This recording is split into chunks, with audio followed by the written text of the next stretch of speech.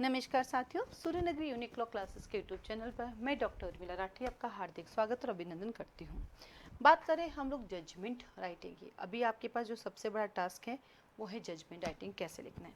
देखो, वैसे तो हम जजमेंट राइटिंग की जब मैं बात करती हूँ ना, तो हमारे यहाँ पे एक लॉन्ग टर्म बैच चलता है, जैसे हम फाउंडेशन बैच पढ़ाते हैं ना, उसी के साथ हम जजमेंट राइटिंग कराते हैं।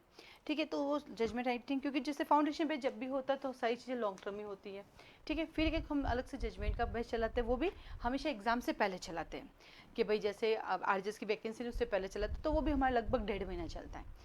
तो उनकी फीस अलग होती है, क्योंकि उसमें फिर हम बहुत सारे जजमेंट प्रैक्टिस करते रहते हैं। इसी कड़ी में मैं एक शॉर्ट जजमेंट राइटिंग का बैच भी लेकर आई हूँ। ठीक है, इस जजमेंट राइटिंग में क्या होगा, कैसे पढ़ेंगे, उस पर मैं आपको चर्चा करती हूँ कि भाई कैसे रहेगा, ताकि आप सेटिस्फाइड हो और देन आप उसको ज्वाइन करो। जजमेंट राइटिंग में क्या रहेगा, आपको जो है क्वेश्चन सॉल्व करेंगे। सबसे पहले तो हम डिस्कशन भी करेंगे।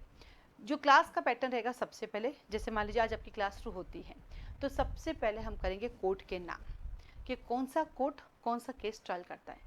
क्रिमिनल में कौन कौन से कोर्ट है और क्या कौन कौन से मैटर देखता है, सिविल में कौन कौन से कोर्ट है, कौन कौन से मैटर देखता है। तो पहले तो कोर्ट और उनके जुडिक्शन की बात करेंगे, नंबर 1। नंबर 2, क्रिमिनल में हम करेंगे चार्ज फ्रेमिंग और साथ में हम करेंगे जजमेंट राइटिंग। ठीक है, दो चीज़ें, चार्ज फ्रेमिंग और जजमेंट राइटिंग। आपको चार्ज फ्रेमिंग सिखाया जाएगा, single charge, double charge, 4 charge यानी मोर देन 1 चार्ज। ठीक है, प्रीवियस कन्विक्शन का चार्ज हो गए 4। उसके बाद 5वां होगा आपके पास, दो लोगों ने साथ में मिलकर ऑफेंस किया सेक्शन 34 का, वो चार्ज, और दोनों का अलग अलग कैसे बनेगा वो चार्ज। टोटल हम 6 चार्ज की बात करेंगे। ठीक है, और जजमेंट करेंगे हम 2 जजमेंट कंप्लीट करेंगे पूरा बोर्ड पे। पैटर्न पूरा राजस्थान का ही चलेगा, 2 जजमेंट हम पूरा बोर्ड पे एक एक लाइन लिखा के आपको करेंगे। ठीक है, उसके बाद आपको प्रैक्टिस करनी है। फिर क्रिमिनल के अगर जेजे एक्ट कहा जाता है तो उसका परफॉर्मेंस डिस्कस करेंगे, बाकी मैटर सब कुछ सेम है, परफॉर्मेंस डिस्कस करेंगे। अगर एनआई एक्ट कहा जाता है तो उसका परफॉर्मेंस डिस्कस करेंगे, क्योंकि मैटर सेम है, जो ऊपर नीचे चेंज होगा वो मैं आपको लिखाऊंगी। अंदर का सब सेम है, अंदर में सिर्फ हम 2 जजमेंट कंप्लीट लिखेंगे, कंप्लीट एक एक लाइन, शुरू से लेकर लास्ट तक एक एक लाइन लिखेंगे। ठीक है, उसके अलावा जो चीज़ें होगी, जैसे एनआई एक्ट है आ गया, जेजे एक्ट का आ गया, पोक्सो का आ गया, है ना, वर्क प्लेस का आ गया, इंडिसेंट का आ गया, अगर आता है इन द केस तो उसका ऊपर का फॉर्मेट लास्ट का क्या होगा वो करेंगे, क्योंकि अंदर की जो बीच की चीज़ें होगी वही वही रहेगी। ठीक है, ठीक वैसे चलते सिविल की तरफ। सिविल में हम करेंगे 2 चीज़ें, 3 चीज़ें करेंगे। एक करेंगे ऑर्डर राइटिंग, दूसरा जजमेंट राइटिंग, जिसमें इशू फ्रेम होता है। जैसे हम एमपी की बात करें, एमपी जाते हैं तो वह इशू फ्रेमिंग का अलग क्वेश्चन आता है, जिसमें सिर्फ इशू फ्रेम करने होते हैं। तो अभी मेरे आए थे 10 में से 7 नंबर इशू फ्रेमिंग की थी केवल, और मैंने लगभग 9 इशू बनाए थे। ठीक है, और एक आता है इशू फ्रेमिंग और जजमेंट राइटिंग साथ, लेकिन राजस्थान में 2 ही आते हैं, ऑर्डर राइटिंग और इशू फ्रेमिंग। तो हम ऑर्डर राइटिंग करेंगे, लगभग हम 5 ऑर्डर राइटिंग करेंगे। आप 5 ऑर्डर राइटिंग कर लोगे तो उससे आपको ऑर्डर लिखने का तरीका समझ में आ जाएगा। ठीक है, और हम 2 जजमेंट कंप्लीट करेंगे, जिसमें इशू फ्रेम भी होगा और जजमेंट होगा। तो दोनों जजमेंट सिविल के होंगे। साथ में हम अब हमारे पास सिविल में क्या, रेंट कंट्रोल एक्ट है, तो हम रेंट कंट्रोल का देखेंगे। अगर रेंट कंट्रोल का आता है, स्पेसिफिक परफॉर्मेंस एक्ट जो हमारा एसआर है, उसका कोई बनता है क्वेश्चन, तो उसका फॉर्मेट, तो उसका फॉर्मेट करेंगे, रेंट कंट्रोल का फॉर्मेट करेंगे। लेकिन अंदर की जो चीज़ें होती हैं वो तो फिक्स ही होती है, तो वो नहीं, जो एक्स्ट्रा जो भी बनते हैं, जैसे बन गए 2 के फॉर्मेट है सिविल में, दूसरा कोई फॉर्मेट बनता नहीं है, तो उन 2 फॉर्मेट पे डिस्कस होगा, और 2 सिविल के पूरे जजमेंट आपको लिखाए जाएंगे, पूरे बोर्ड पे ही लिखेंगे। इसके लिए बाकायदा मेरे पास किताब होगी, सब कुछ यहाँ से तो मैं नहीं लिखाऊंगी, बाकायदा किताब होगी, लेकिन जो भी किताबें होती है उस पर करेक्शंस होते रहते हैं, तो किताब का सहारा हम लेंगे, लेकिन उसके साथ जो भी करेक्शंस होंगे वो करेक्शन चेंज, जैसे मान लीजिए किताब में मैंने उठाया एक पैराग्राफ लिखा, तो उस किताब का जो पैराग्राफ है, उस पैराग्राफ में क्या क्या चेंजेस होने चाहिए, क्योंकि आप तो किताब ऑथर ने बना दी, पर एग्जैक्ट तो कोर्ट में काम नहीं आता है, तो उसमें क्या क्या चेंजेस होते हैं, उसमें कब क्या नई लाइन ऐड करनी है, प्रैक्टिकली कोर्ट में कौन सी लाइन चलती है, वहाँ पे कौन सी लाइन आएगी, कौन सा पैराग्राफ है जो उस किताब में है ही नहीं, जो हमें उसमें ऐड करना है, क्योंकि चलेगा पूरा प्रैक्टिकल बेस पे चलेगा। तो ये पूरा का पूरा रहेगा, और ये टारगेट रहेगा हमारे 20 डेज़ का। लेकिन जब मैं बोर्ड पे लिखाऊंगी समय लगेगा, तो ये कोर्स हमारा 20 दिन का है, कोर्स हमारा 20 दिन का है, लेकिन ये चलेगा 25 दिन भी चल सकता है, 30 दिन भी चल सकता है। क्यों?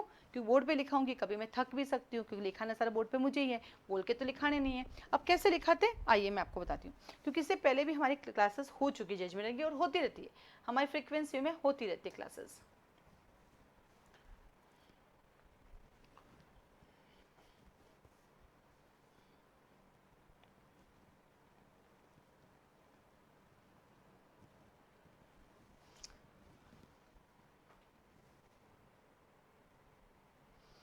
जैसे आप देख रहे हो कि रेंट कंट्रोल का आ गया, रेंट ट्राइब्यूनल का आ गया, तो कैसे उसके पास जुडिक्शन रहेगा।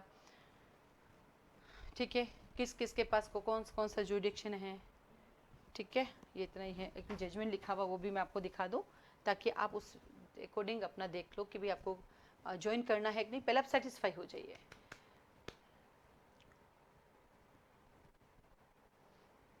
उसके बाद अभी हम लोगों की एक टेस्ट सीरीज भी चल रही है, उस टेस्ट सीरीज को भी आप ज्वाइन कर सकते हैं।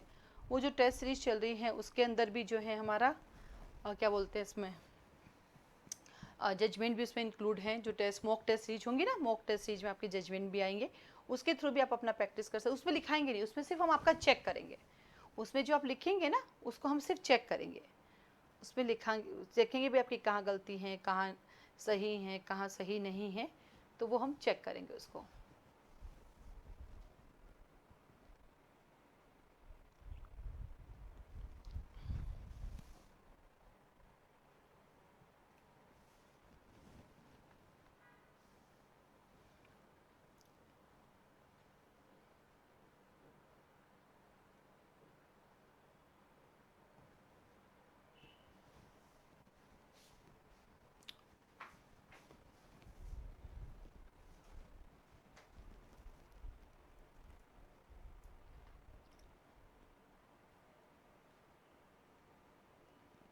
इसमें क्या पूरा लिखा हुआ है, तो क्या लोड हो रहा है ना, इसमें 12 पेज हैं तो थोड़ा लंबा है ये, ताकि उससे आपको आइडिया रहेगा कि होता क्या कि ऐसा आपको सजेस्ट कोई भी कर देगा, ये करना है, उसके बाद ये लिखना है, उसके बाद ये लिखना है, वो सजेशन तो आपको पता ही है, इतने टाइम सब सुन रहे हैं। अब आपको ये लगता है ना, एक अगर जजमेंट मैं पूरा अपने हाथ से लिख दूँ तो एटलीस्ट मुझे पता रहेगा कि मुझे लिखना क्या है। ये देखो, ये हिंदी में जैसे इंग्लिश में भी लिखेंगे, सेम टू सेम, जैसा हिंदी में वैसे इंग्लिश में रहेगा। ये एक एक लाइन, ये देखो, ये चार्ज फ्रेमिंग जैसे आप देखो पूरा कंप्लीट लिखेंगे अपन। ये देखो कंप्लीट, और कौन सी चीज़ें बार बार आपको वही लिखनी है, वो कैसे करनी है, वो कंप्लीट करेंगे। क्योंकि अभी दिक्कत क्या है पता है, बोल के कोई भी बता देगा बेटा पहले ये लाइन लिखना, दूसरा ये लिखना, तीसरा ये लिखना, चौथा ये लाइन लिखना, पर आपके मन में क्या आता है कि कोई हमें एक बार ये बता दो कि एग्जैक्ट लिखना क्या है। वो एग्जैक्ट क्या लिखना वो पूरा मैं बोर्ड पे लिखाऊंगी, मैं कोई प्रिंटेड नोट्स वोट्स नहीं दूंगी। क्योंकि आप जब लिखोगे ना वो ऑटोमेटिकली आपको याद होना स्टार्ट, और धीरे धीरे आपकी आदत पड़ जाएगी। आपको कोई कहेगा रात को 12 बजे उठ के भी आप लिख लोगे, इतनी प्रैक्टिस हो जाएगी आपके लिखने से।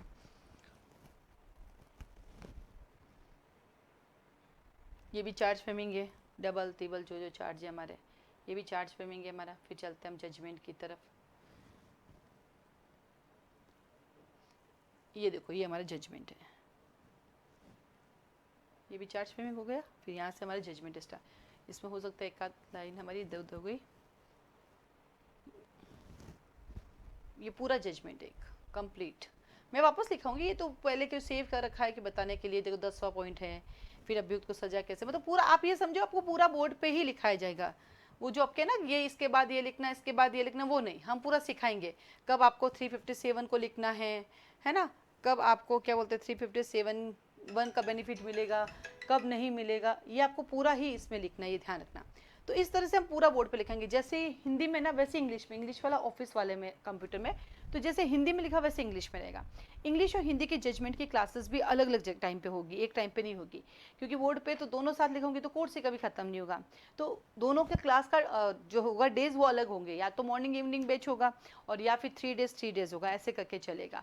वैसे हिंदी मीडियम वालों के लिए मेरे पास ऑप्शन है, पहले जो पढ़ाया था कोर्स मैंने 20 डेज का, वो रिकॉर्डिंग और डायरेक्ट रिकॉर्डिंग भी परचेज कर सकते हैं। और बाकी हाँ, इस जजमेंट की जो क्लास होगी ना उसकी रिकॉर्डिंग भी आपको मिलेगी। रिकॉर्ड जैसे क्लास में ले ली, और फिर हैंड टू हैंड आपको आपस रिकॉर्डिंग भी मिल जाएगी, आप दोबारा उसको रिवाइज भी कर सकते हैं। ये ऐसे क्लास चलेगी हमारी जजमेंट राइटिंग की।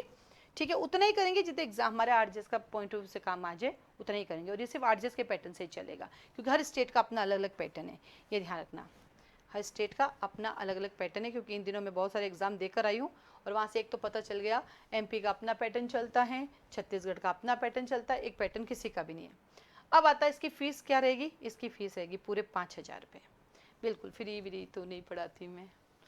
5,000 रहेगी लगभग। ये कोर्स आपका 20 दिन का है, जो कि मैंने आपसे कहा 25 भी हो सकता, 25 दिन का, सॉरी 25 से 30 दिन भी हो सकता है। आप 1 महीना मान के चलिए, यानी आपके रिजल्ट आने से पहले पहले आपकी जजमेंट राइटिंग कंप्लीट हो जाएगी। इसी के साथ अगर मेरी किसी से मुलाकात हुई और कोई अगर जज आए तो बाकायदा हम उनसे आपको मिलेंगे। और बाकी मैं एग्ज़ाम देती हूँ, मेरी खुद की कॉपी में आपको दिखाऊंगी। 10 में से 6 नंबर मुझे जज में मिलते हैं, जजमेंट में मिले हैं, 7 भी मिले हैं। और 4 भी मिले, कभी कभी गलत भी हुआ, ऐसा नहीं है कि हमेशा मैं ही परफेक्ट हूँ या मैं ही एब्सोल्यूट हूँ, नहीं, बट मैक्सिमम भी मिले हैं मुझे। मिनिमम तो मैं क्या कहूँगी, हाँ 2015 में जब मैं पढ़ती थी तब तो और ही बहुत कम मिले मेरे को। चार्ज फेमिंग उस समय मुझे 2 ही नंबर मिले थे, मुझे पता ही नहीं क्यों, क्योंकि उस समय नॉलेज ही नहीं था इतना। लेकिन जब से खुद ने 17 से पढ़ना पढ़ाना शुरू किया, उसके बाद तो इम्प्रूव होते गए होते गए होते गए, तो ये रहता है। इसके अलावा और भी आपकी कोई क्वारी जजमेंट राइटिंग की क्लास को लेकर, तो आप मुझे कॉल मैसेज कर सकते हैं। आज के लिए धन्यवाद।